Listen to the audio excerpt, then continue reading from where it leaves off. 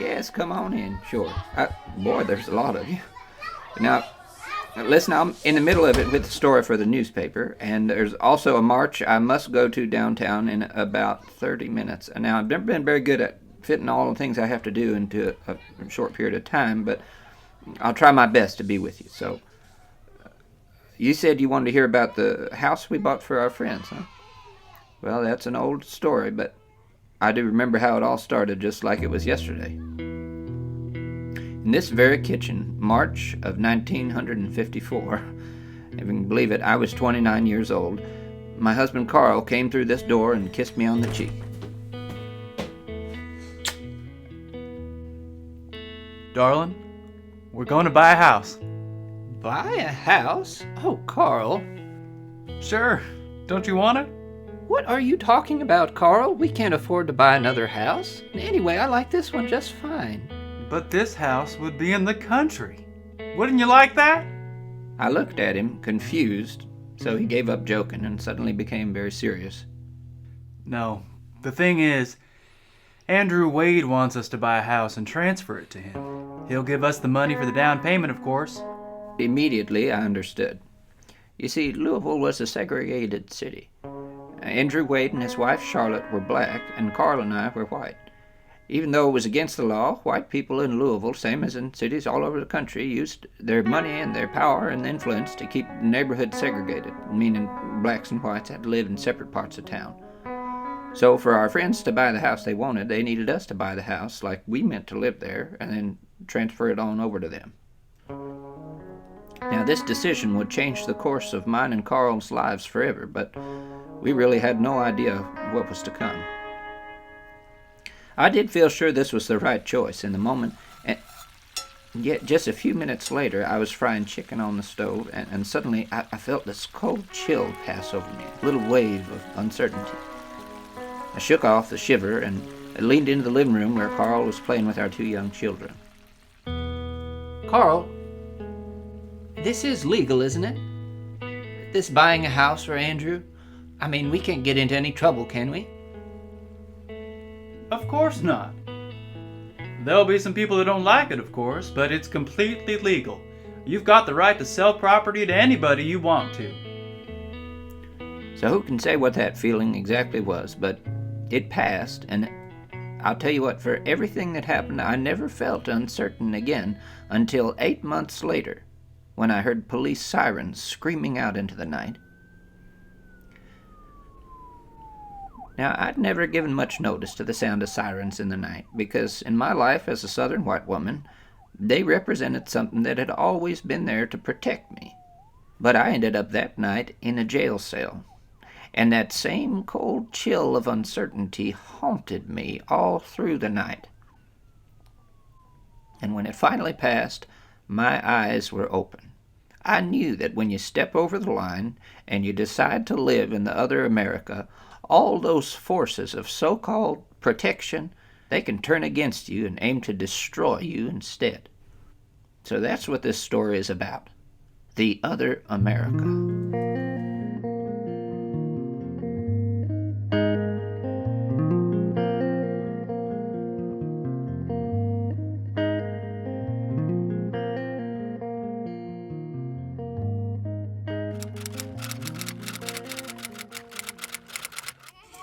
Chapter 1.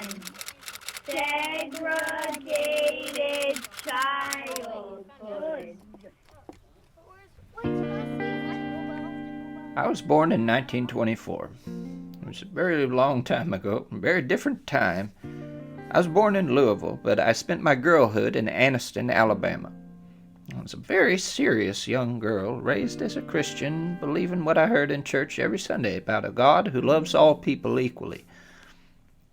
But the South in the 1930s and 40s, where I grew up, was totally segregated. And before I knew what that really meant exactly, I felt in my heart that something was wrong.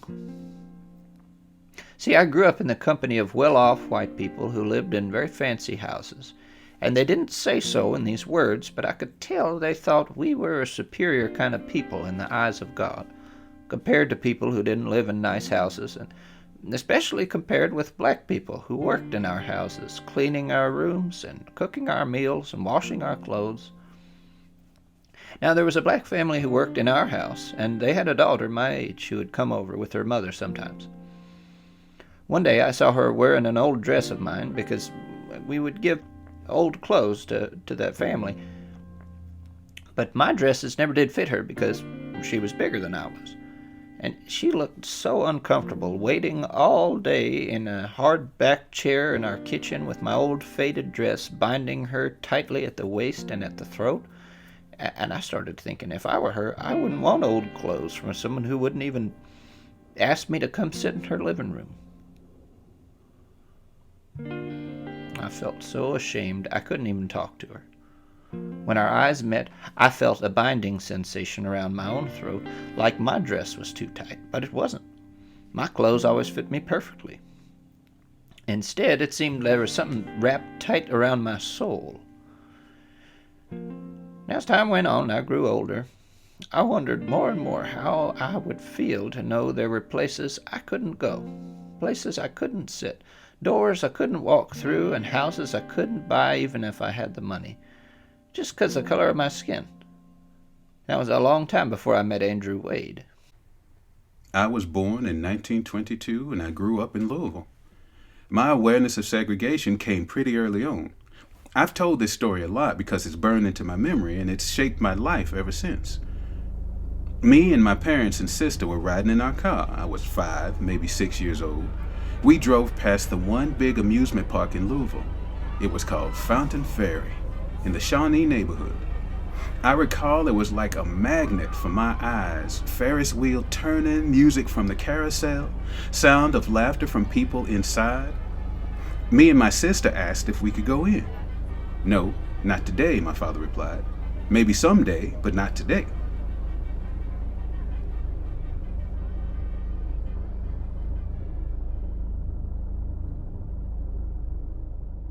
This happened over and over again.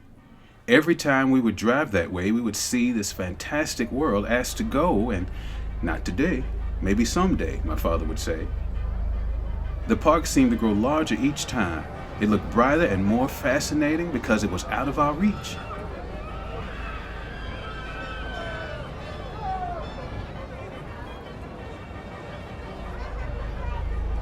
One day, I asked my father when it was just him and me driving by. He couldn't stand lying anymore, so he stopped the car and told me the truth. "Son, I can't take you there," he said. I remember he sounded almost guilty as he spoke. "That park is for white people. We're colored people. There are some places colored people are not allowed to go." I was stunned. We couldn't go just because we were colored? A door had just slammed in my face, the first of many slamming doors that I encountered. I watched the fantasy pass. Not today, maybe someday.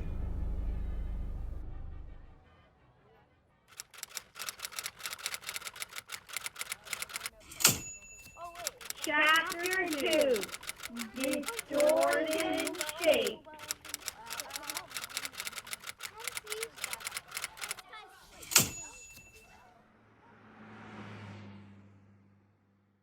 The world I lived in with other white children was like a fantasy land, where the daughter of our housekeeper and Andrew Wade and no other black children were allowed to live.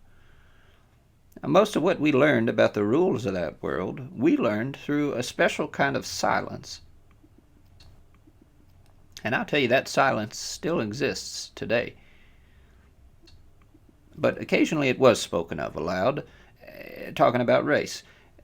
Now, I'm going to tell you about some very ugly parts of the reality on race in the time and place I grew up, and I want to warn y'all because the history is so full of ugliness and trauma, and much more so for black people than it is for whites.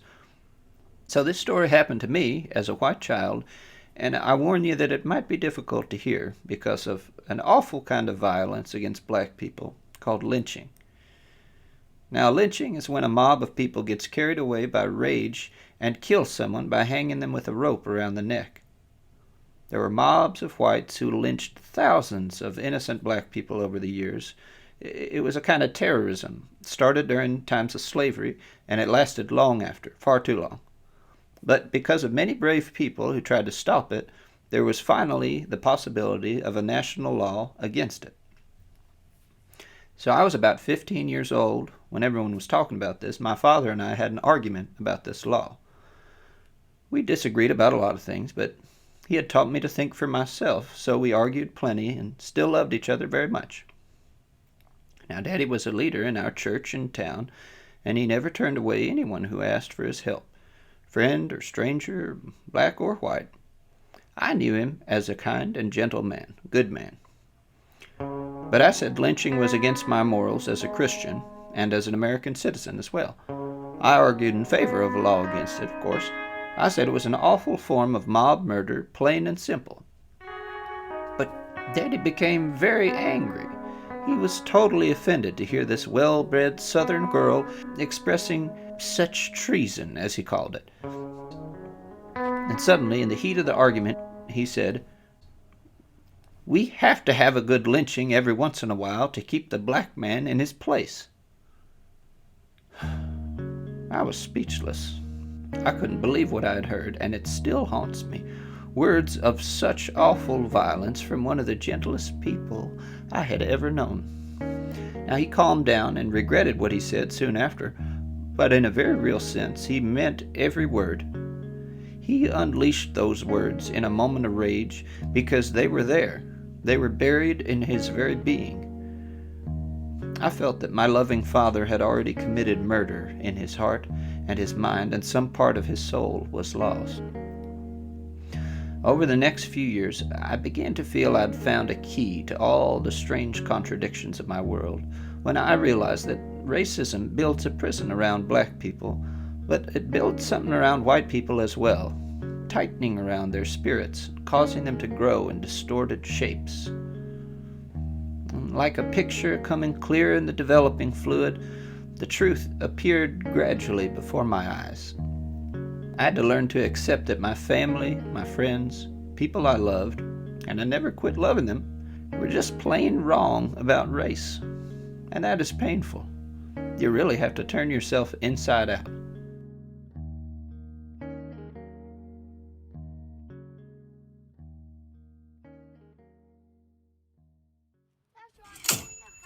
Chapter 3. Joining the Other America.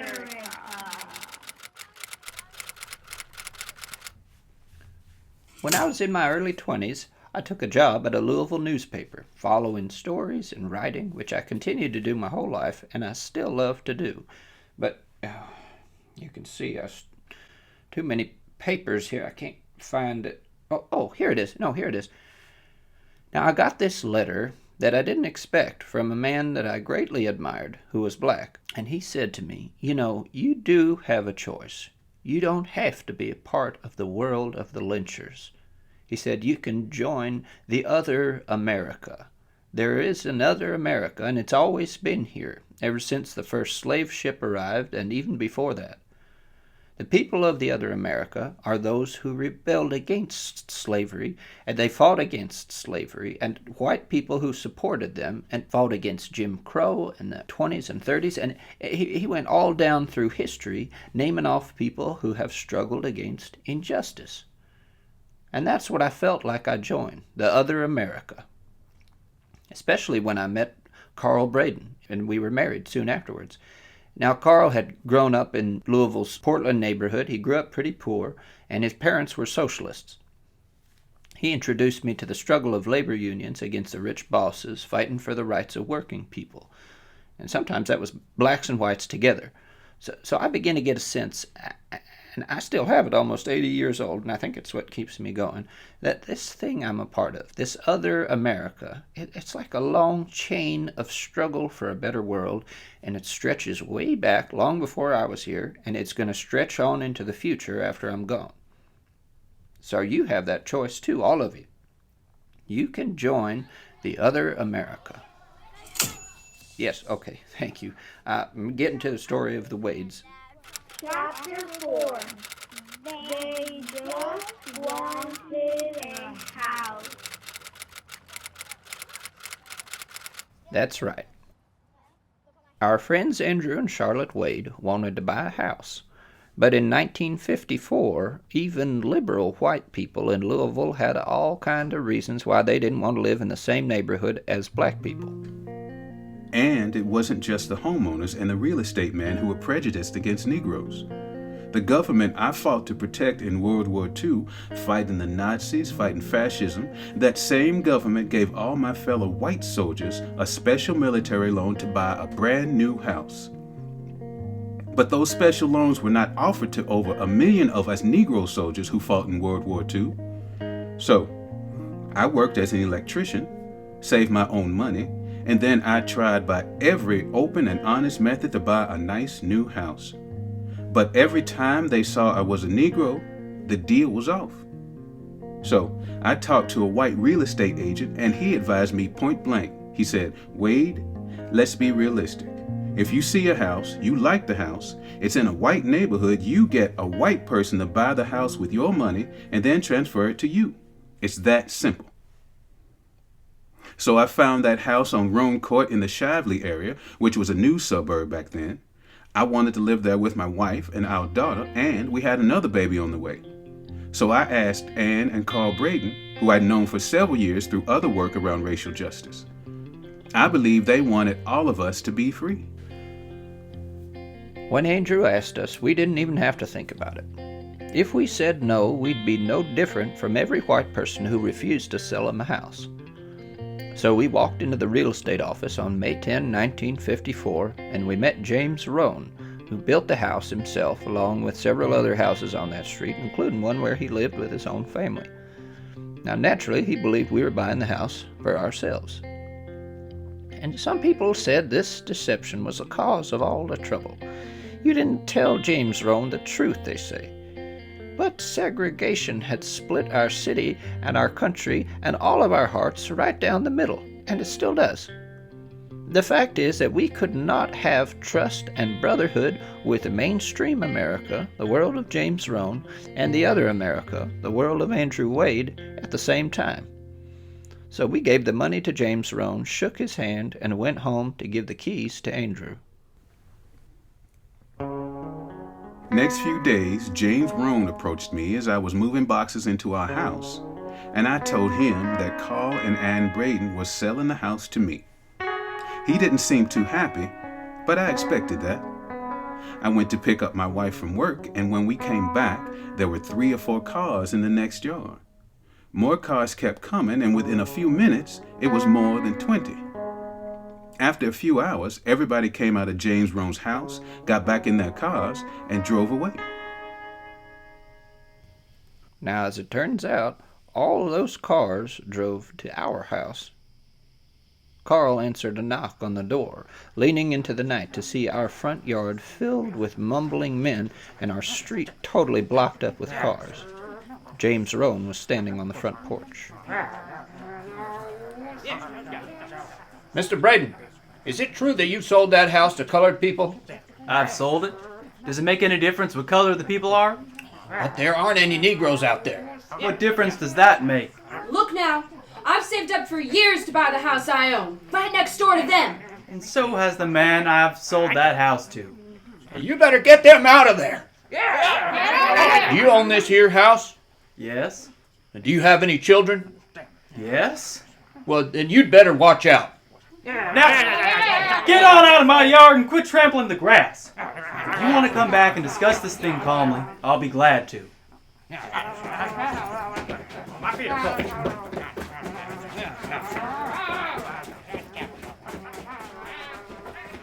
As the mob was leaving, I heard James Rohn pleading with Carl on the front porch. "Why did it have to be my house? Why me? Everybody out here is blaming me for it."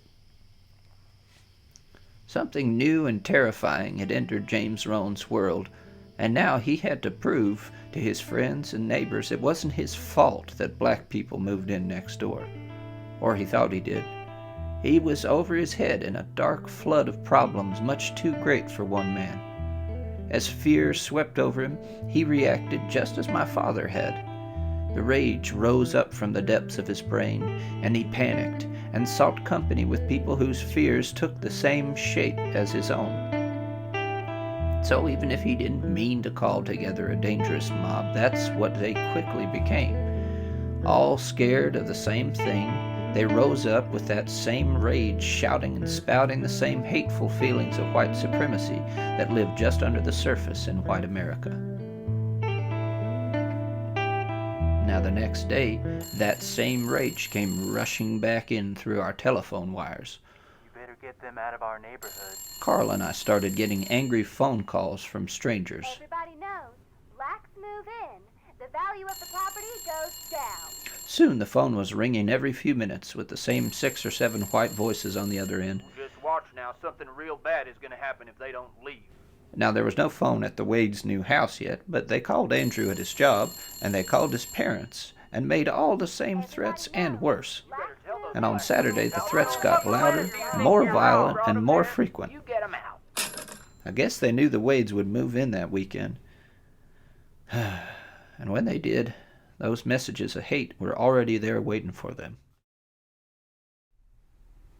A rock had been thrown through the window when we came to spend the first night in our new house.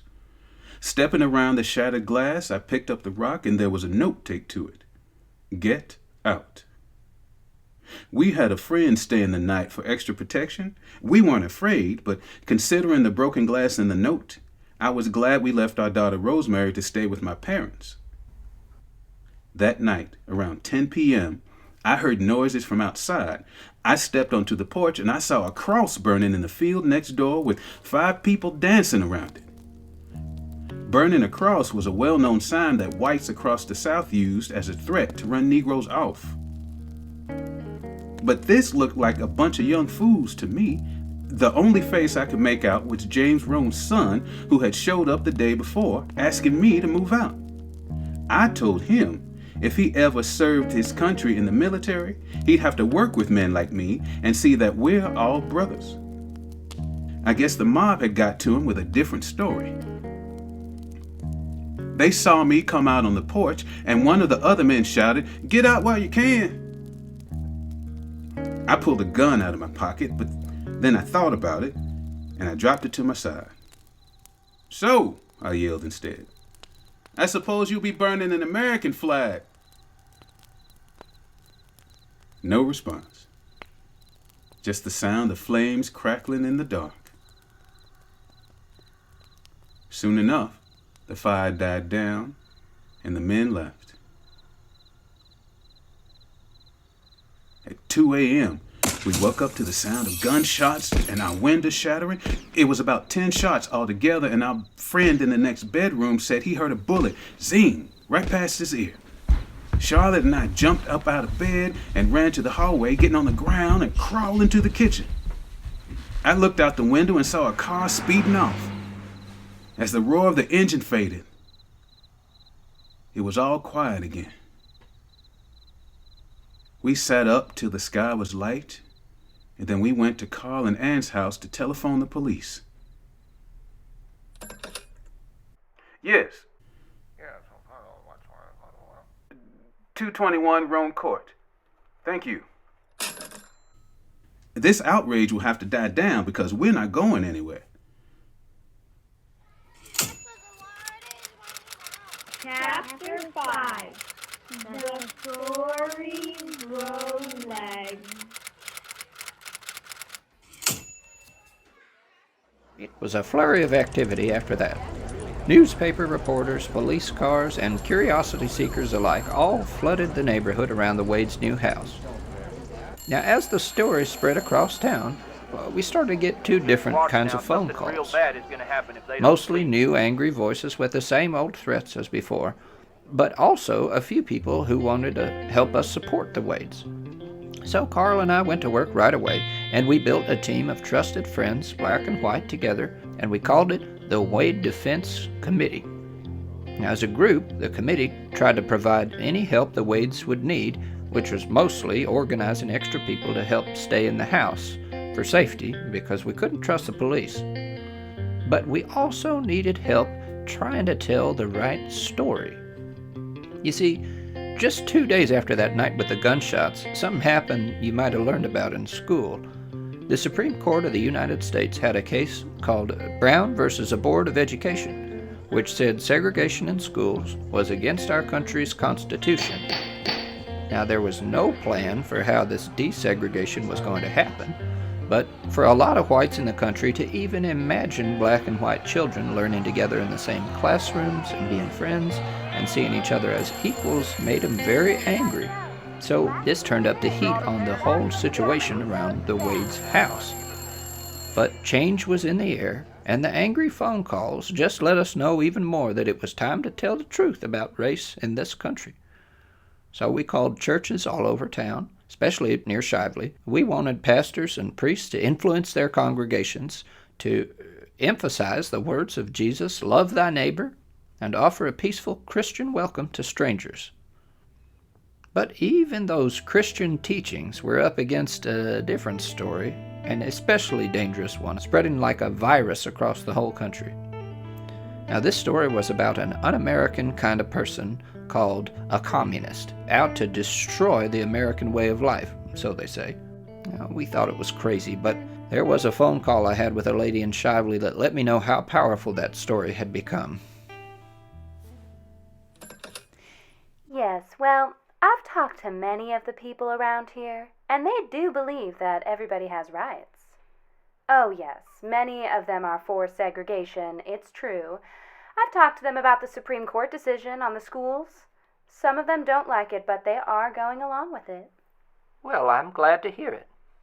But you see, many people feel this thing at the Wades moving to Roan Court was not just a matter of a man wanting a house to live in. I've been reading the Shively Newsweek, and a lot of people feel it was something else. Well, what do they feel it was? You know, to be perfectly frank, they feel Wade, and you, and your husband, just wanted to stir up trouble out here. That's why they're opposed to it. But Andrew Wade didn't cause the trouble. The trouble started when the neighbors welcomed them with violence. People threw a rock through the window, burned a cross in the yard, and fired gunshots. And that was all just on the first night. Why, I know some of the people who live around Roan Court. They're good Christian people. They wouldn't do anything against a person because of his skin color, especially using violence. I just don't believe it. I think he must have been looking for trouble, or somebody was. The Shively Newsweek says it could have been Wade himself, or some of his friends who did those things, making it all worse. Or even outside groups. Communists, they say. That's the only explanation I can see. There was nothing I could do to convince her. Now, I don't think she personally wanted to blame Andrew. She could tell how that made her look.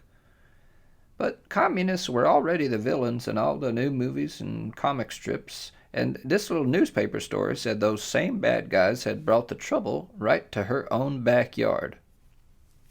Now, I may not know much, but I know a thing or two about white folks because I've been one for almost 80 years now. And I know that us white folks would do anything in the world rather than face the truth about what white racism, and I prefer to call it white supremacy, which is what it is, has done to us and to the whole country. So it disturbed me talking to that lady, but I couldn't imagine that little story would grow as many legs as it did and start running mad all over the town.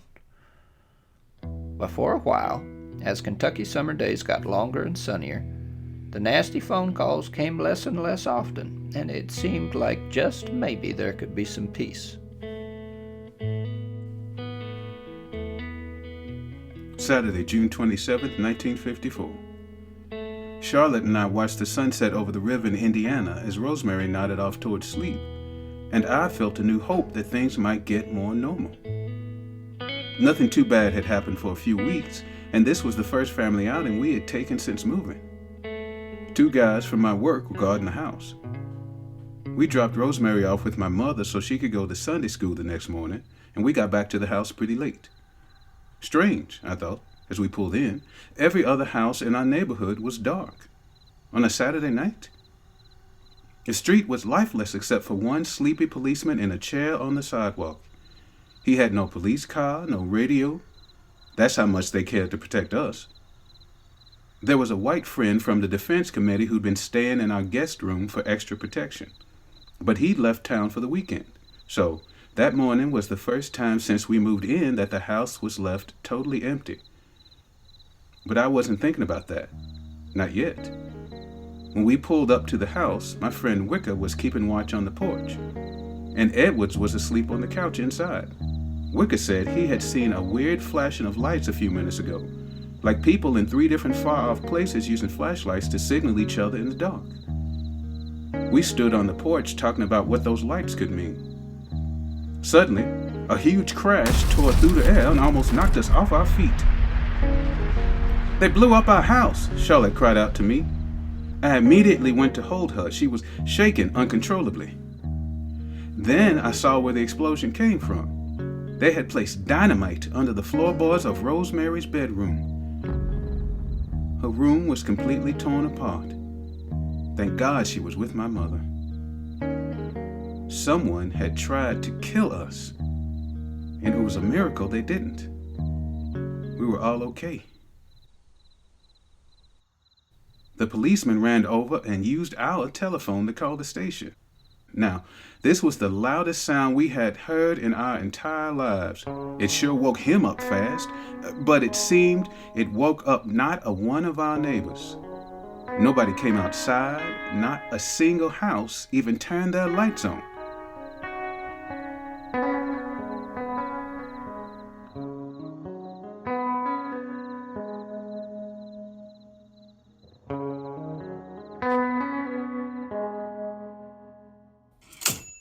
Chapter 6.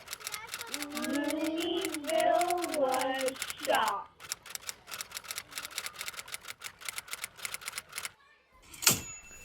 So far, most white folks had refused to speak out or stand up for the Wades, and we should know because we had been calling on them left and right.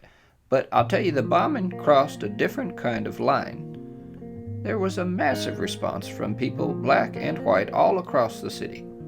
Louisville was shocked, and for a while you could hear people everywhere in the streets, in the bars, churches, wherever people met, demanding that the bombers be caught and brought to justice. And I'll tell you, that big outcry made a difference. It put a new kind of pressure on the police that wasn't there before. The police chief told Carl point blank that his boys knew who'd planted the dynamite, and he promised they would make an arrest in 3 days' time. The 3 days passed.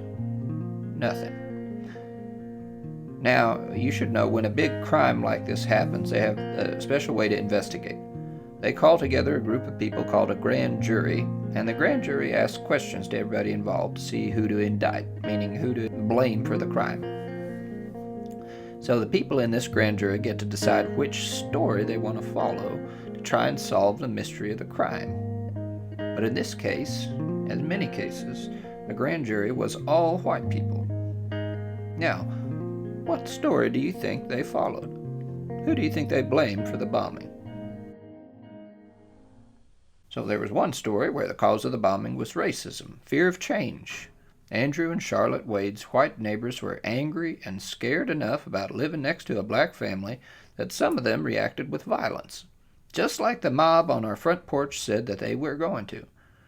So the grand jury would ask questions of neighbors and other whites who were unhappy about the Wades being there, try to find out who did the bombing. So raise your hand if you think that's the story they followed.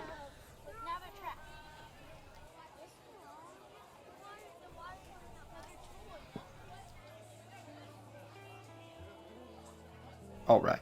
Now raise your hand if you think they followed a different story.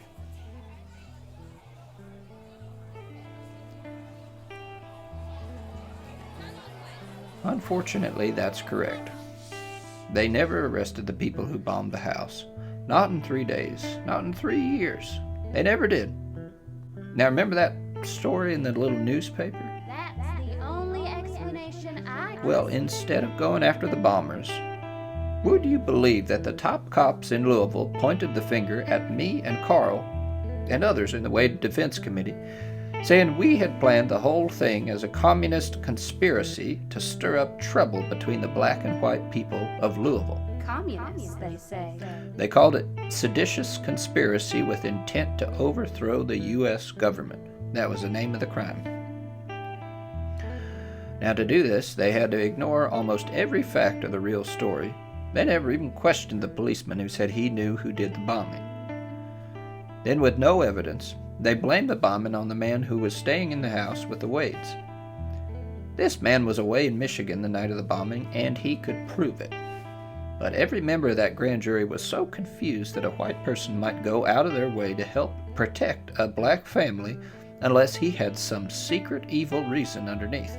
And thanks to the fear of communism all over the country, all they had to do was say loudly enough over and over again that Carl and I were communists, that we were enemies of America who planned this whole thing.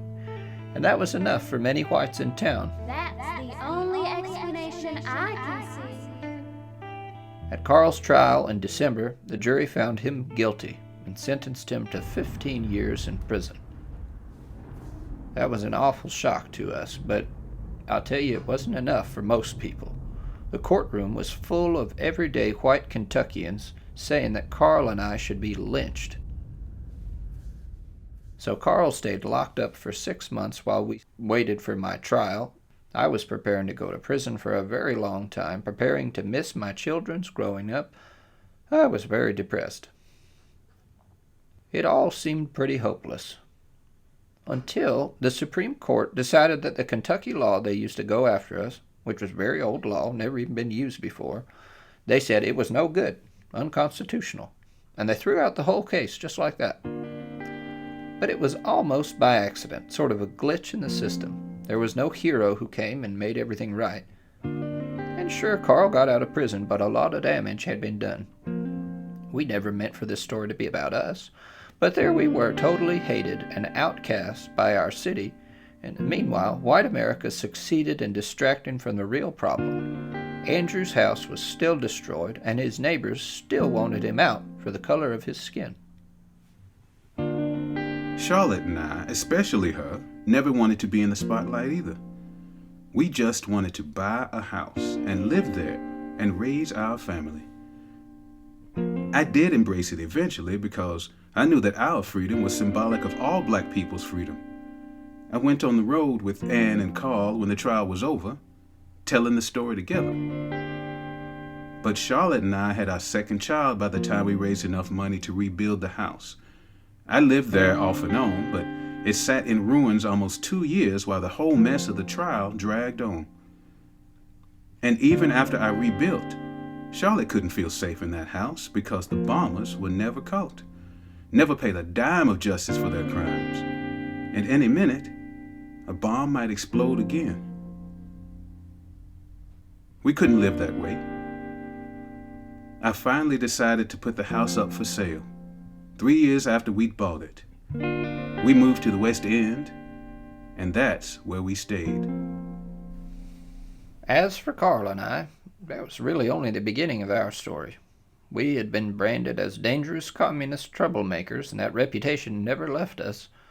But Carl was especially good at taking every accusation from the newspapers or politicians or police and turning it right on its head, using it as an opportunity to speak the truth when they were trying to shut us up.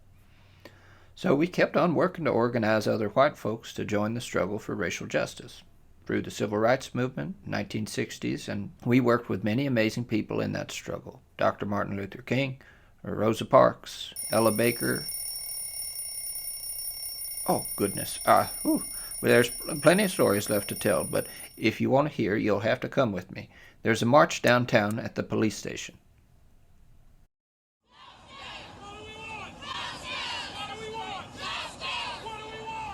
We've got something remarkable here in Louisville, and you are a part of it. We have a coming together from different colors, different parts of town, different issues.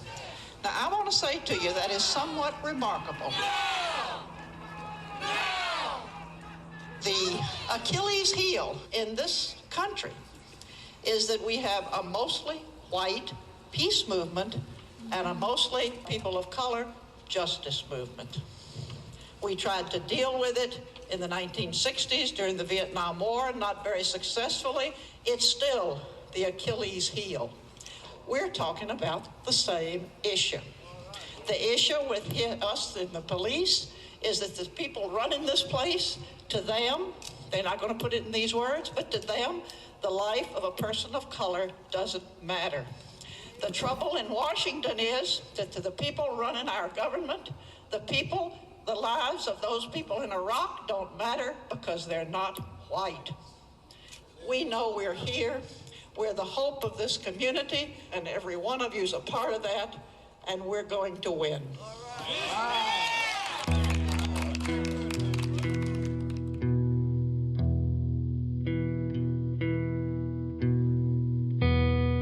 The other America. It's like a long chain of struggle, and it stretches way back long before I was here, and it's going to stretch on into the future after I'm gone.